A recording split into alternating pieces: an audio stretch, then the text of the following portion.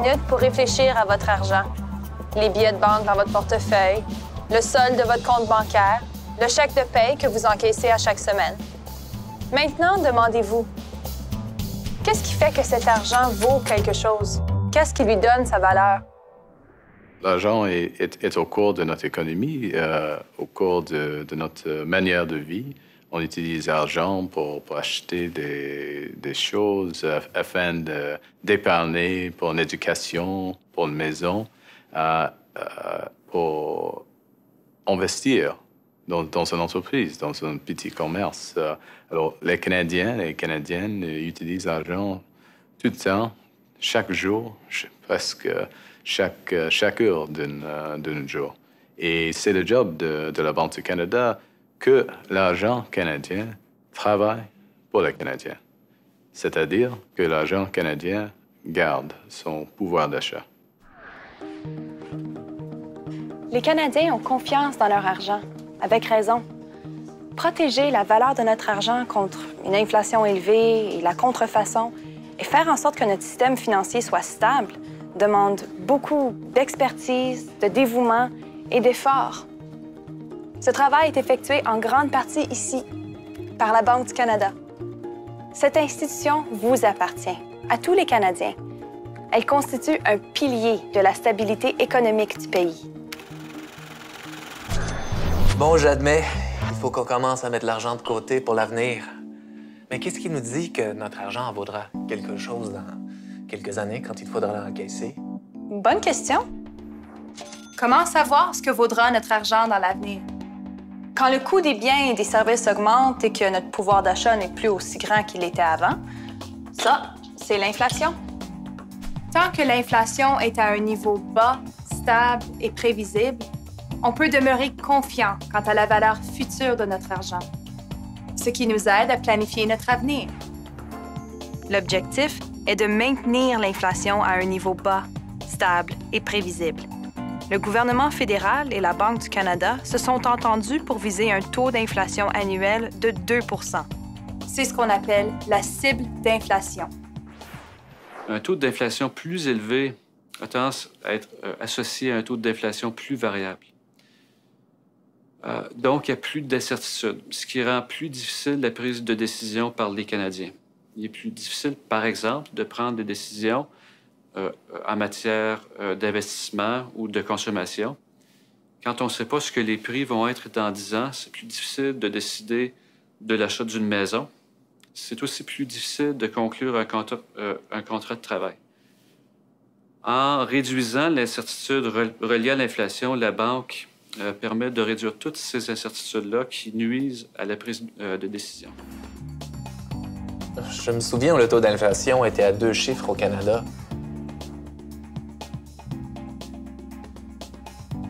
Personne n'arrivait à suivre. Mes parents en faisaient une maladie. Les temps ont vraiment changé, pour le mieux. Alors, comment la Banque du Canada s'y prend-elle pour maîtriser l'inflation? La Banque utilise la recherche qui est produite par son personnel pour informer la prise de décision en matière de politique monétaire. Donc, avant de changer son taux directeur, la Banque consulte son personnel d'économistes qui produit des analyses et de la recherche sur l'économie canadienne et l'économie mondiale. Et tout ça aide à prendre de meilleures décisions. Et puis, c'est une annonce qui est prise 8 fois par année. Et à chaque fois, c'est attendu avec beaucoup d'impatience par les médias, mais aussi le milieu financier et le milieu d'affaires. Et puis, après cette annonce, ces gens-là sont très rapides à réagir et aussi à revoir l'analyse sous-jacente de cette annonce. Donc, pour cette raison, la communication de l'annonce du taux directeur et aussi le rapport sur la politique monétaire, la communication de ces choses-là deviennent de plus en plus importantes. Le plus que les Canadiens comprennent de ce que la Banque fait, le plus de confiance ils vont avoir dans son travail.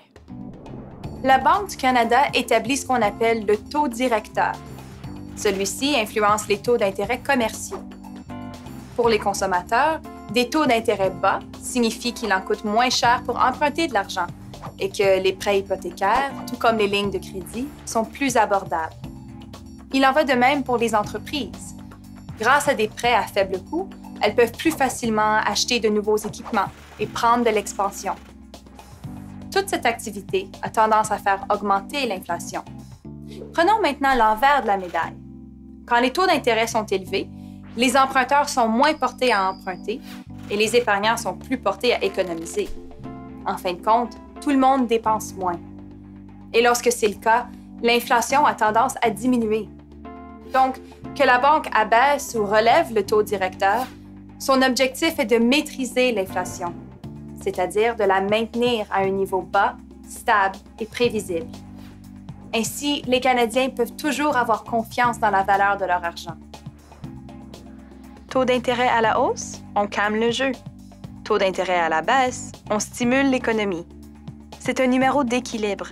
L'art de trouver le juste milieu peut faire la différence entre le bien-être économique et les difficultés économiques. En 2008 et en 2009, le Canada a fait face à une récession mondiale et synchronisée qui était très grave. Et suite à cela, la Banque du Canada a diminué son taux directeur, ce qui a fait en sorte que l'économie canadienne a vu une reprise au cours de l'année. Donc, la politique de cible d'inflation de la Banque fournit un très bon cadre qui permet de prendre des décisions qui aident à stabiliser l'économie. Par exemple, quand l'économie est affectée par un choc négatif, par exemple, si l'économie américaine ralentit beaucoup, pour maintenir l'inflation à sa cible, la banque peut abaisser son taux directeur.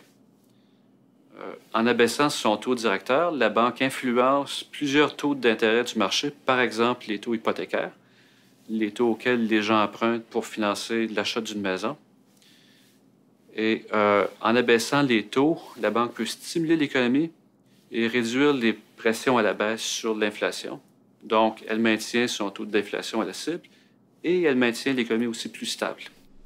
C'est notre responsabilité dans plusieurs façons d'assurer les Canadiens que son argent, notre argent, c'est l'argent des Canadiens, garde son pouvoir d'achat. Et nous travaillons 24 heures par jour, 7 jours par semaine, 365 jours, et c'est ça, c'est 365 jours par année, afin d'assurer que l'argent canadien garde son pouvoir d'achat. C'est notre job, et les Canadiens, et par conséquent, les Canadiens peuvent concentrer sur le job, pour leurs intérêts. De Terry Wright. Oh!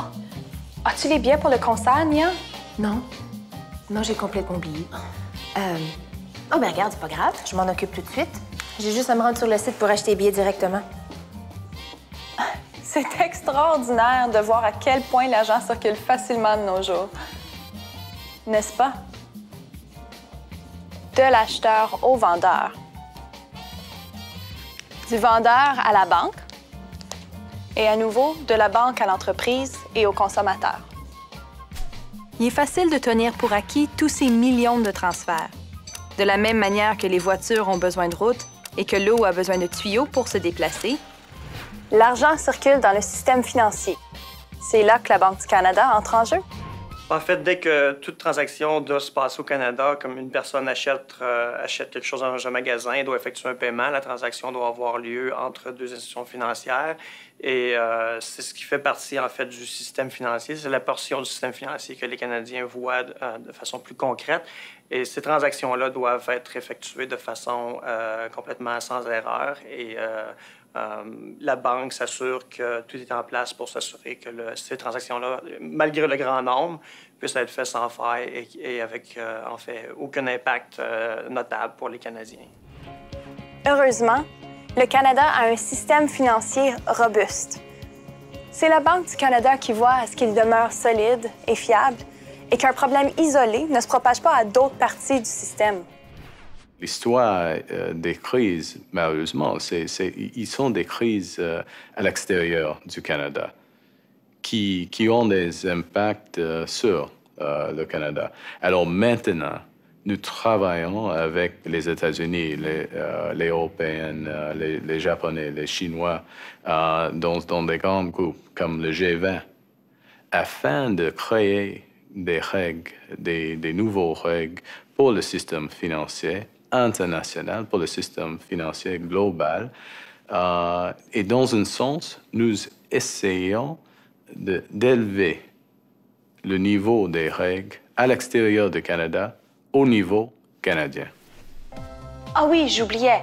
La Banque du Canada est aussi le banquier pour le gouvernement fédéral. Quoique, je doute fort qu'elle transfère des fonds par téléphone cellulaire. Bon, merci. Voilà, c'est fait. Je viens d'acheter nos billets. On a juste à passer au guichet les ramasser. Puis, si tu t'occupes de l'addition ici... D'accord. Je suis certaine que personne ne verra d'objection à ce que j'utilise mon mode de paiement préféré, hein? Comptant.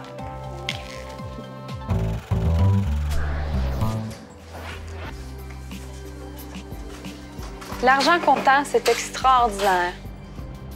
Même si aujourd'hui, les gens utilisent de plus en plus leur carte de débit, on se sert encore beaucoup de l'argent comptant. La Banque du Canada conçoit des billets de banque qui sont durables, faciles à utiliser, attrayants et, surtout, difficiles à contrefaire. Si c'était difficile de différencier un vrai billet de banque canadien d'un faux, plus personne n'aurait confiance dans notre monnaie. Tous nos billets de banque ont des caractéristiques de sécurité qui sont faciles à vérifier. C'est rapide et facile, et c'est un moyen sûr d'éviter de se retrouver avec un faux billet. On forme les gens pour reconnaître les vrais billets des faux. Et la façon de faire, c'est de former les détaillants, les policiers, les institutions financières, le public en général, de façon à ce que tous et chacun puissent contribuer à maintenir la confiance en notre monnaie. Les billets de banque. La Banque du Canada veille à ce qu'on puisse les utiliser en toute confiance. On peut compter sur eux. 20, 40, 60... Au fond, afin d'améliorer le bien-être des Canadiens, nous avons un seul objectif, c'est de garder le pouvoir d'achat de l'argent canadien. Et les Canadiens, je vous assure que les Canadiens peuvent compter sur la Banque du Canada. Nous occupons sur nos responsabilités. Et voilà, vous avez pris un peu de temps pour réfléchir au sujet de l'argent, des billets de banque dans votre portefeuille jusqu'au solde de votre compte bancaire. Et vous savez que grâce au travail qui se fait ici, vous pouvez vous rendre ici, ou ici, ou à bien d'autres endroits encore en toute confiance, aujourd'hui et demain. Grâce à un taux d'inflation bas, stable et prévisible, à un système financier solide et à des billets de banque fiables. C'est le mandat de la Banque du Canada. On peut vraiment compter sur elle.